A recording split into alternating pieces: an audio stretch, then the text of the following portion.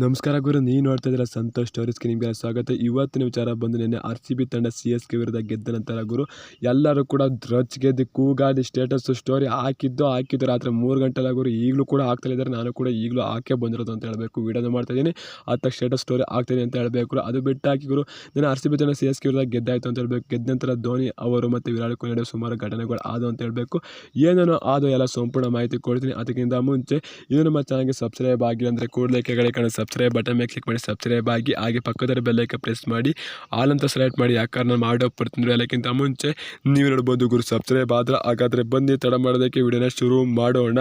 ಗುರು RCB ತಂಡ ಯಾರು ಅನ್ಕೊಂಡಿಲ್ಲ ಗುರು play ಆಫ್ಗೆ ಹೋಗುತ್ತೆ ಅಂತ. ಒಂದೇ 1% ಚಾನ್ಸ್ ಇತ್ತು ಅಂತ ಹೇಳಬೇಕು. ಆ 1% RCB ತಂಡದವರು 100% ಚಾನ್ಸ್ ಮಾಡ್ಕೊಂಡು ಪ್ಲೇ ಆಫ್ಗೆ ಎಂಟ್ರಿ ಕೊಟ್ಟಾಯಿತು ಅಂತ ಹೇಳಬೇಕು. ಇದು ನಮ್ಮ RCB ಹೊಸ ಅಧ್ಯಾಯ ಅಂದರೆ ತಪ್ಪಾಗಲ್ಲ ಅಂತ ಹೇಳಬೇಕು. ಆದರೂ ಕೂಡ ನಮಗೆ ಧೋನಿ ಅವರ ಮುಖಂಡರು ಸ್ವಲ್ಪ ಬೇಜಾರಾಯಿತು ಅಂತ ಹೇಳಬೇಕು. ಯಾಕಂದರೆ ಧೋನಿ ಅವರು ಸುಮ್ಮನೆ ಸಪ್ಪನೆ ಕೂತಿರು ಅಂತ ಹೇಳಬೇಕು. ಆಗ ಅಂತರವಾಗಿ ಕೊಹ್ಲಿ ಅವರು, ತೆಬ್ಬಿ ಅವರು, ಕೊಹ್ಲಿ ಮತ್ತು ಧೋನಿ ಅವರು ಇಬ್ಬರು ಕೂಡ ಮಾತಾಡ್ತಿದ್ರು ಅಂತ ಹೇಳಬೇಕು. ಈ ಗಾಡಿ ನೋಡಿ RCB ಮತ್ತು CSK ಫ್ಯಾನ್ಸ್ಗಳು ಇಬ್ಬರು ಕೂಡ ಒಂಥರ ಖುಷಿ ಆದ್ರು ಅಂತ ಹೇಳಬೇಕು. ಯಾವುದೇ ಒಂದು ಪ್ಲೇಯರ್ಸ್ ಆಗಿದ್ರು ಕೂಡ ಬೇಜಾರು ಆಗೇ ಆಗುತ್ತೆ ಅಂತ ಹೇಳಬೇಕು. ಪ್ಲೇ ಆಫ್ಗೆ ಇಷ್ಟು ಚೆನ್ನಾಗಿ ಆಡಿ ಸ್ಟಾರ್ಟಿಂಗ್ ಸೀಸನಿಂದ ಚೆನ್ನಾಗಿ ಆಡ್ಕೊಂಡು ಲಾಸ್ಟಲ್ಲಿ ಸೋಲ್ತು ಅಂತಾರೆ, ತುಂಬಾ ಬೇಜಾರಾಗುತ್ತೆ ಅಂತ ಹೇಳಬೇಕು. ಆದರೆ RCB ತಂಡ ಹಂಗಲ್ಲ ಗುರು, ಅಷ್ಟಲ್ಲಿ ಮನೆ ಕಂಡಿದ್ರು ಅಂತ ಹೇಳಬೇಕು. ಯಾರು ಕೂಡ ಹೂವಿನ ಮಾಡ್ಕೊಂಡಿದ್ದು ಅಂತಾರೆ, ಕಮ್ ಬ್ಯಾಕ್ ಮಾಡ್ಕೊಂಡು 6-6 ಗೆದ್ದು ಈಗ ಪ್ಲೇ ಆಫ್ಗೆ ಎಂಟ್ರಿ ಕೊಟ್ಟಾಗಿದೆ RCB ತಂಡ ಅಂತ ಹೇಳಬೇಕು. ಇನ್ನು 3 ಮ್ಯಾಚ್ ಗೆಲ್ತಂದ್ರೆ ಕಪ್ ಹೊಡೆದೇ ಅಂತ ಹೇಳಬೇಕು.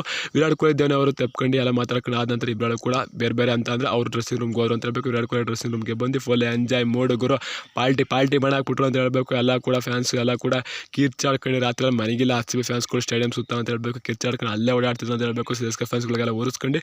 ಆದರೂ ಗುರು ಪ್ಲೇಯರ್ಸ್ಗಳು ಚೆನ್ನಾಗಿರ್ತಾರೆ, ಫ್ಯಾನ್ಸ್ಗಳು ಯಾಕೆ ಹಿಂಗೆ ಆಡ್ತಂತ ಗೊತ್ತಿಲ್ಲ. ನಾವು ಕೂಡ ಹಂಗೆ ಆಡೋ ಅಂತ ಹೇಳಬೇಕು. ನಾವು ಕೂಡ ಸ್ಟೇಟಸಲ್ಲಿ ಅದೇ ರೀತಿ ಹಾಕಿ ಬಂದಿವಿ ಅಂತ ಹೇಳಬೇಕು. ಆ ಸ್ಟೇಟಸ್ಗಳು ನೋಡೋಕ್ಕೆ CSK ಫ್ಯಾನ್ಸ್ಗಳು ನೋಡೋದಿಲ್ಲ ಅಂತ ಹೇಳಬೇಕು. ಓಪನೇ ಮಾಡಿದ್ರೆ ಯಾಕಂದರೆ 8, 10, 20 ಸ್ಟೇಟಸ್ ಯಾರು ಗುರು ನೋಡ್ತಾರೆ. ನಮ್ಮ ಬರ್ಡೇ ದಿವಸ ಸ್ಟೇಟಸ್ ಹಾಕಲ್ಲ, ಇಷ್ಟು ಆ ರೀತಿ ಹಾಕಿದ್ರು ನಮ್ಮ ಫ್ಯಾನ್ಸ್ಗಳು ಅಂತ ಹೇಳಬೇಕು. ಇದು ಗುರು ನಮ್ಮ RCB ಹೊಸ ಅಧ್ಯಾಯ ಅಂತ ಹೇಳಬೇಕು. ಧೋನಿ ಮತ್ತು ಕೊಹ್ಲಿ ನಡುವಿನ ಫ್ರೆಂಡ್ಶಿಪ್ ಹೀಗೆ ಉಳಿಲಿ ಸದಾಕಾಲ. ಧೋನಿ ಅವರು ಇದು ಲಾಸ್ಟ್ ವರ್ಷ ಆದರೂ ಆಗ್ಬೋದು ಅಥವಾ ಇನ್ನು ಮುಂದಿನ ವರ್ಷ ಆದರೂ ಆಗ್ಬೋದು. ದಿನೇಶ್ ಕಾರ್ತಿಕ್ ಅವರು ಕೂಡ ಇದ್ದಾರೆ ಅಂತ ಹೇಳಬೇಕು. ಅವ್ರದ್ದು ಕೂಡ ಲಾಸ್ಟ್ ವರ್ಷ ಆದರೂ ಆಗ್ಬೋದು. ಫ್ಲಾಟು ಪ್ಲೇಸರು ಕೂಡ ಇದ್ದಾರೆ ಅಂತ ಹೇಳಬೇಕು. ಅವ್ರದ್ದು ಕೂಡ ಲಾಸ್ಟ್ ವರ್ಷ ಆಗ್ಬೋದು. ಯಾರಾದರೂ ಕೂಡ ಗುರು ಮುಂದಿನ ವರ್ಷ ಆಡಿದ್ರು 3 ಜನ ಕೂಡ ಆಡಿದ್ರು ಆಚೆ ಅಂತ ಹೇಳಬೇಕು. ಆ ರೀತಿ ಫಿಟ್ ಆಗಿದ್ದಾರೆ ಅಂತ ಹೇಳಬೇಕು. ನೋಡೋಣ ಗುರು, 3 ಜನ ಆಡ್ತಾರೆ ಮತ್ತೆ ಇಲ್ವಂತ ಕಳ್ಸೋ ಕಮೆಂಟ್ ಮಾಡಿ. RCB ತಂಡ ವರ್ಷ ಕಪ್ ಹೊಡಿ ಅಂತ ಬಯಸೋಣ ಗುರು. ಸಿಗೋದು ಎಷ್ಟು ಹೇಳ್ತಾಡ ಬಾಯ್ ಬಂದ ನಮಸ್ಕಾರ. ಜೈ RCB, ಸರಿ ಕಪ್ ನಮ್ಮದೇ ಗುರು, ಹೊಡಿಲೇಬೇಕು, ಹೊಡಿತೀವಿ ಸೀಸು ಅಂತ ಬಾಯ್ ಗುರು.